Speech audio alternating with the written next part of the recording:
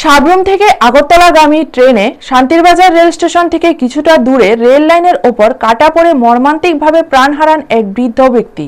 ঘটনার বিবরণে জানা যায়, সাবরুম থেকে আগরতলাগামী ট্রেনের নিচে কাটা পড়ে ঘটনাস্থলে মৃত্যু হয় ওই ব্যক্তির। খবর পেয়ে দ্রুত শান্তিরবাজার দমকল বাহিনীর কর্মীরা ঘটনাস্থলে পৌঁছে মৃতদেহ উদ্ধার করেন। পরে মৃতদেহটি ময়নাতদন্তের জন্য শান্তিরবাজার জেলা হাসপাতালে পাঠানো হয়।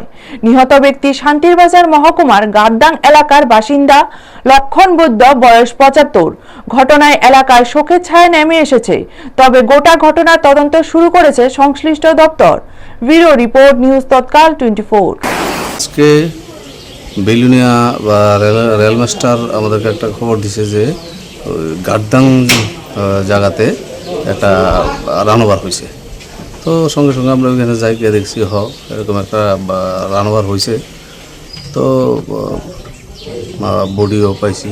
তো তারা এলাকাবাসী এবং তারা যে নিকটতে তার থেকে জানতে পারলাম যে তাই দীর্ঘদিন ধরে একটু কোমর ব্যথা এরকম অসুস্থ ভুগতা ছিল এবং তাই হয়তো বা ঝাঁপ দিয়েছে রেলের সামনে এরকম।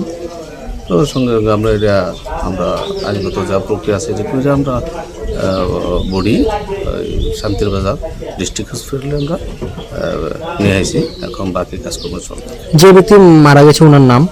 তাই নাম হচ্ছে লক্ষ্মণ বৈদ্য, 76। ওনার বাড়ি গাদ্দাং। ঘটনাটা কোন জায়গাতে হয়েছিল? ঘটনাটা হচ্ছে গাদ্দাং 62/1-2 ইয়েতে ট্রাকে, কিলোমিটার ট্রাকে।